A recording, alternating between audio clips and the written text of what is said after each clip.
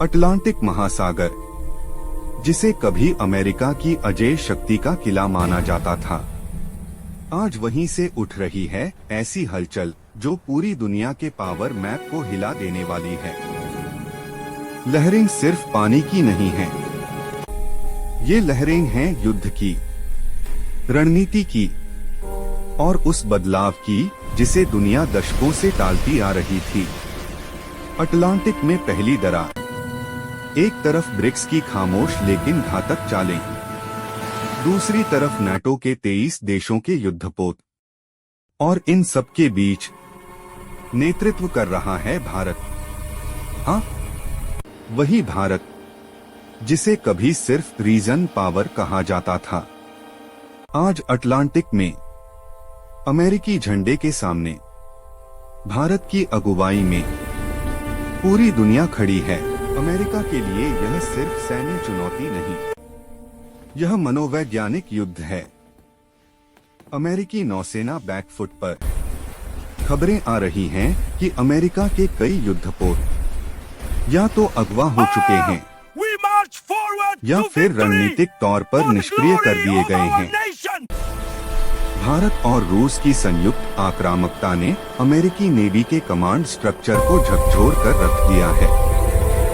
Radar blind हो रहे हैं, कम्युनिकेशन टूट रहा है और कमांड सेंटर से आदेश फील्ड तक पहुंच ही नहीं पा रहे। यह वही अमेरिका है जो पूरी दुनिया को डोट कमांड एंड कंट्रोल का पाठ पढ़ाता था। अमेरिका के दिल पर सीधा हमला, लेकिन असली झटका अभी बाकी था। जो संघर्ष अटलांटिक तक सीमित था, अब वह अमेरिकी सीमा के अंदर पहुंच चुका है। अमेरिका के नेवल बेस, उसके सबसे बड़े कमांड सेंटर, जहां से पूरी अमेरिकी नौसेना नियंत्रित होती थी, अब वही ठिकाने सीधे निशाने पर हैं। यह सिर्फ हमला नहीं, यह संदेश है। चीन का एंट्री, 11 टारगेट्स 1 मैसेज। और तभी चीन ने खेल में एंट्री की, बिना किसी शोर के, बिना बड़ी प्रेस कॉन्फ्रेंस के। एक साथ 11 अमेरिकी ठिकानों पर हमला। ये ठिकाने सिर्फ सैन्य नहीं थे, ये अमेरिका के नर्व सेंटर्स थे, संचार, रणनीति और कमांड के केंद्र। कुछ ही घंटों में अमेरिकी सिस्टम लड़खड़ा गया। अब यह साफ हो गया था, यह चेतावनी नहीं, यह फुल स्केल स्ट्रेटेजिक मूव था। ट्रंप की चुप्पी सबसे बड़ा संकेत। और इसी बीच एक चीज सबसे ज्यादा डराने वाली थी। डोनाल्ड ट्रंप गायब थे, जो हर संकट में कैमरे के सामने आ जाते थे, जो धमकियों से दुनिया को हिलाते थे। आज मीडिया से दूर, कैमरों से गायब, सिर्फ बंद कमरों में मीटिंग्स। यह चुप्पी अमेरिका की कमजोरी की सबसे बड़ी निशानी बन गई। One of Toy Stories. We have developing information on the breaking news out of flight.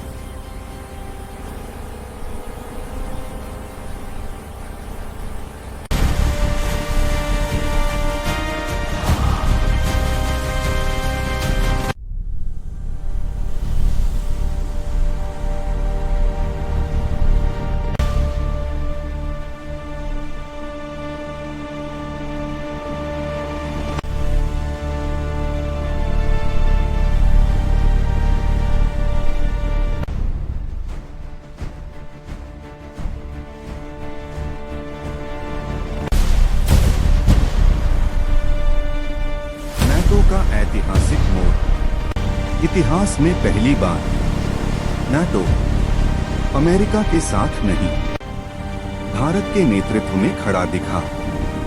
Europe समझ चुका था, ट्रंप की नीतियां सुरक्षा नहीं, अस्थिरता ला रही हैं। अमेरिकी जहाजों की मूवमेंट सीमित होने लगी, पीछे हटने के आदेश दिए गए और अटलांटिक में अमेरिका का आत्मविश्वास डगमगा गया। भारत शोर नहीं, संतुलन।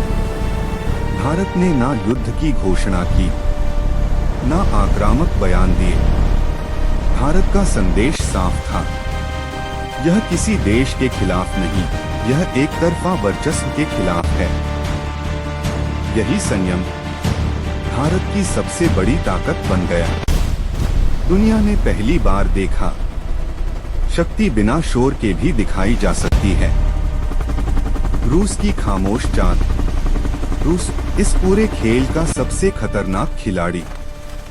साइबर स्पेस, स्पेस डोमेन, ऊर्जा नेटवर्क, बिना शोर के अमेरिकी सिस्टम की जड़ों पर वार।